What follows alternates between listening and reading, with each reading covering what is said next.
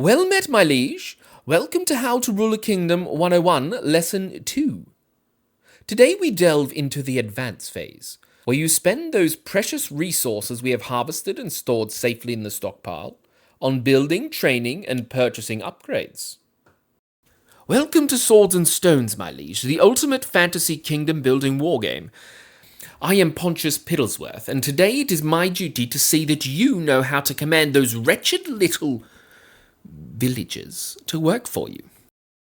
It is your duty, my liege, to use this information to make critical kingly or queenly decisions in building our kingdom and achieving victory over our rivals. There are 3 phases in a normal turn of Swords and Stones. I'll take you through the phases: 1, harvest, phase 2, advance, and 3, the move phase. And then I have been instructed to hand you over to that great oaf Grimnar to take you through the combat training. Let's begin. The advance phase is basically where you spend resources in 3 main ways. 1, placing building foundations to become buildings. 2, training units from villagers to knights and everything in between. And 3, purchasing upgrades, or researching upgrades, you may think of it, that aid your kingdom and give you an edge over the other players. As this is a kingdom building game, it is the turn where things come together, laid out for the future, and you advance your peoples and kingdom forward. Now, there's not much that is compulsory to do in Swords and Stones, my liege. 99% of the game is up to you, your strategy and your tactics. However, at the very start of each advance phase, before you spend any resources, there are 2 things you must do. The first thing is to rotate any dice timers, if any, and then the second thing is to deduct upkeep. These things are a tad boring, my liege, but necessary for the proper operation of the kingdom, and it's the rules, damn it! First, you must rotate a thing called die or dice timers. A die timer tracks the duration of various effects and events on the table. At the start of each advance phase, all these timers must be advanced or rotated by 1. So, for instance, in the unfortunate event such as a mine shaft collapse, the people trapped there have 4 turns to be saved, lest their former workplace becomes their tomb. A die timer is set in the harvest phase, or when the event occurred, and now, at the start of the advance phase, the die timer is rotated down 1, from 4 to 3, thus rotating the die timer by 1. Die timers are not that common, my liege, however, do happen several times a game, so although this part is skipped for most of the game, remember it's there.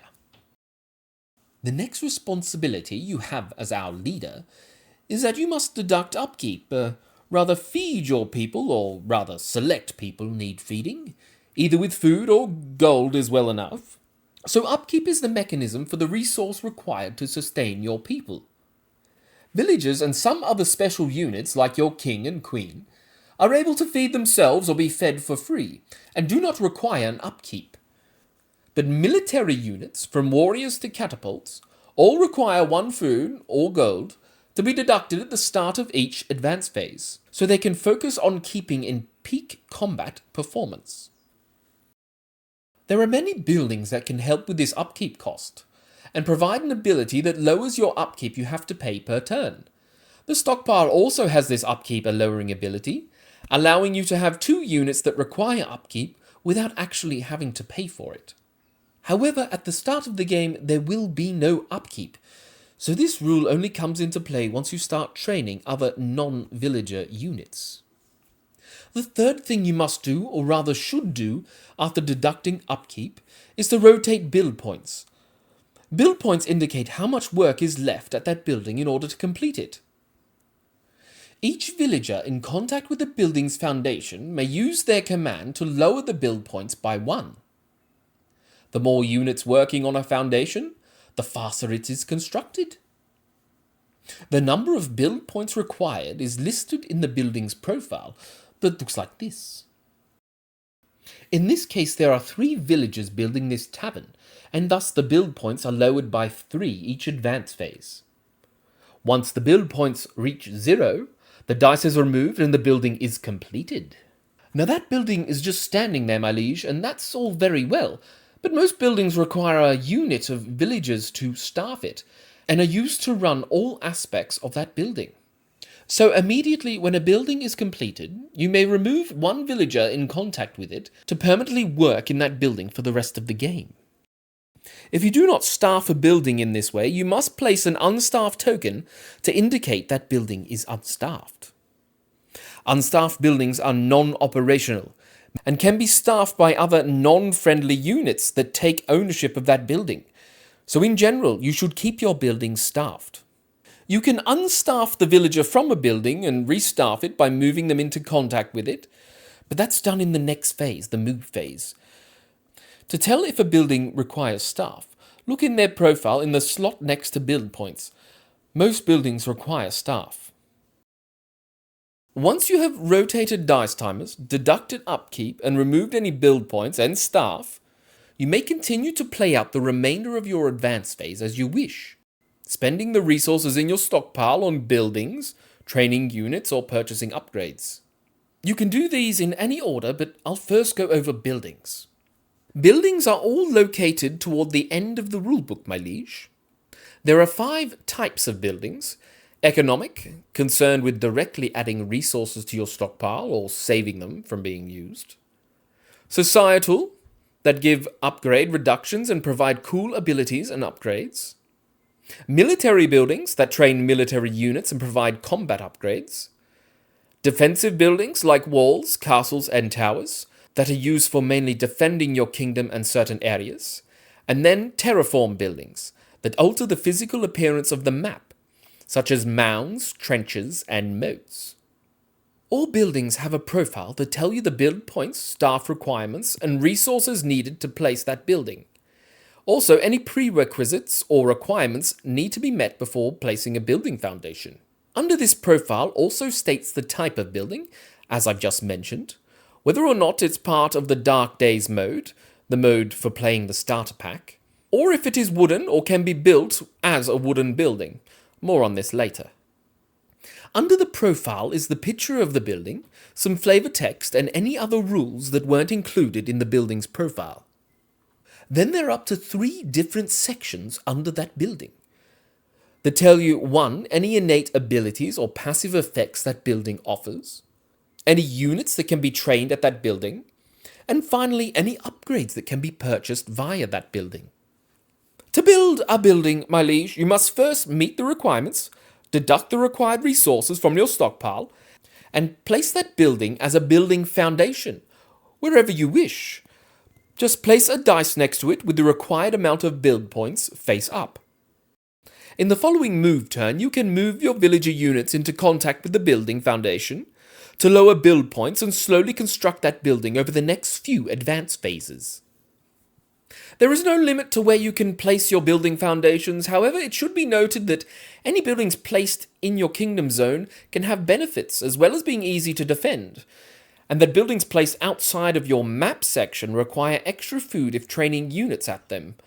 More on that later. Your kingdom zone is an 8-inch radius around your stockpile. This primarily allows you to place any unit trained from a building within your kingdom zone to be placed anywhere else in your kingdom zone. If you have completed walls, all the area within your walls is your kingdom zone. Your map section is an equal section of the table split between you and the other players. In a single-player game, the whole table is your map section. In a 2-player game, one half is yours, the other is your opponent's. And if more than 2 players, you can divide the table into sections as explained further on page 14 of the main rulebook. There is one other caveat to placing buildings, my liege. If the building requires staff, then it must be connected to a street. Streets are imaginary for the most part. However, this rule means you cannot have your buildings in a huge block. You must have a way for your people to enter or exit that building, at least a 1-inch frontage to a street that leads to your stockpile. Otherwise, that building is rendered non-operational. As you can see here, this building is in the middle of a huge estate. The engineers were flogged, my liege, but unless you intervene, this building isn't connected to a street and thus non-operational. Non-operational is a rule applied to a building that has something happen to it that would render it useless. All buildings are operational unless an enemy is in contact with it, except for defensive buildings. It requires staff but is unstaffed or not connected to a street. It was damaged by fire in the previous turn, except for defensive buildings. Anytime a building is non-operational, they cannot generate or harvest resources, nor train units, nor buy upgrades, nor use abilities like recreation on intoxication for a non-operational tavern. Like I said, my liege, non-operational. So that's buildings. Now, training units is very simple. Assuming you have the relevant building constructed and operational, for example, you train warriors in the barracks, you must deduct the required resources. In the case of warriors, deduct 5 food, 2 wood, and 3 iron, and deduct any more resources for giving them any different weapons or armor. For example, round shields cost an additional 2 wood. A villager only costs 3 food to train, and is always a good investment. When trained, the unit is placed in contact with the relevant building, or if that building is within your kingdom zone, can be placed anywhere else in your kingdom zone.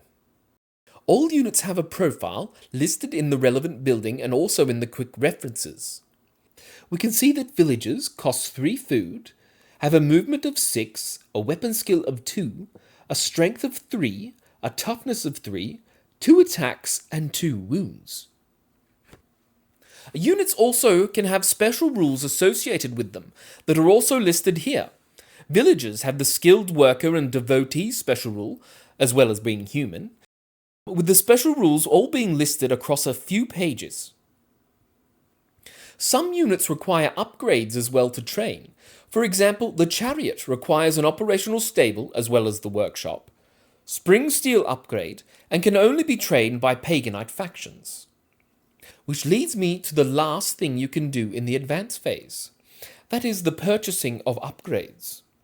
It is as simple as meeting any prerequisites, deducting the required amount of resources, and selecting that card and adding it to your hand.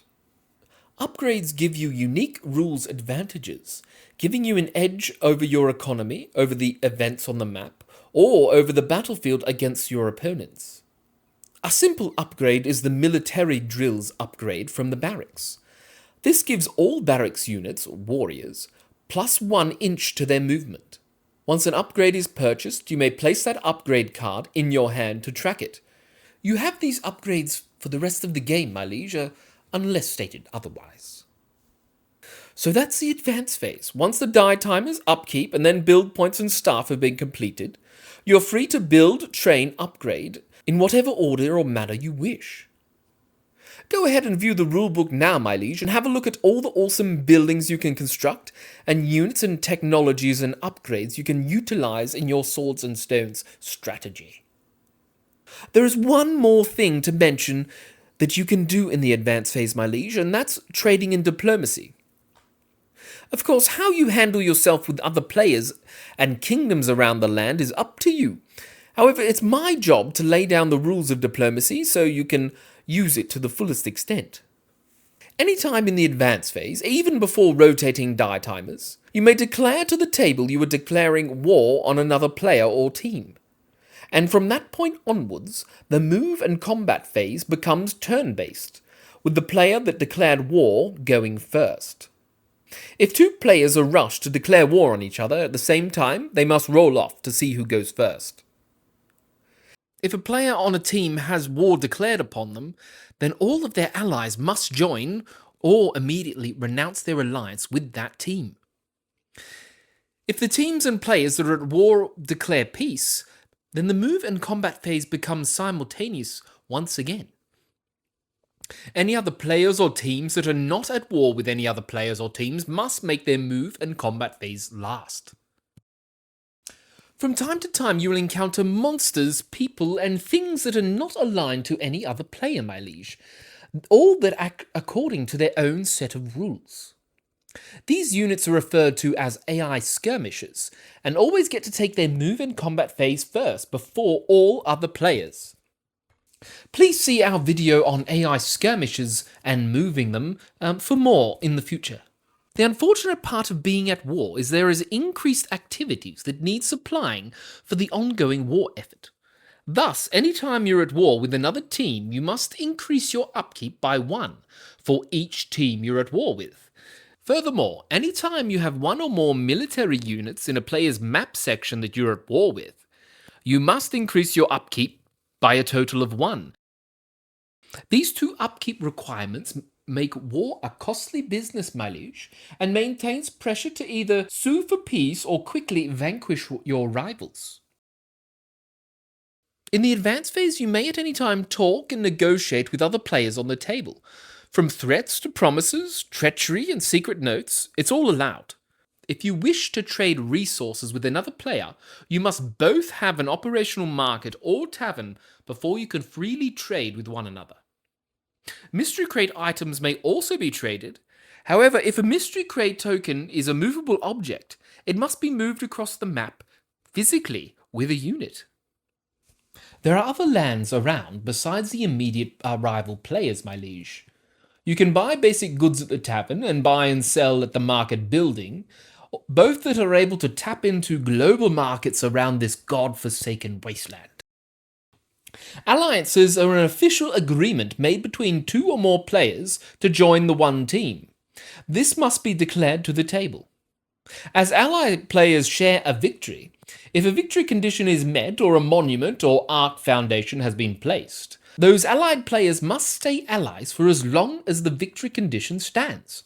That means you cannot double-cross your ally right at the very end, my liege. You have to double-cross them a little sooner than that. Right. Well, that's all about trade and diplomacy and wraps up everything to do with the advance phase. Next, I'll take you over the basic moves, and then Grimnar will go over advanced moves, combat maneuvers, melee combat, ranged combat, and then psychology. Onward, my liege!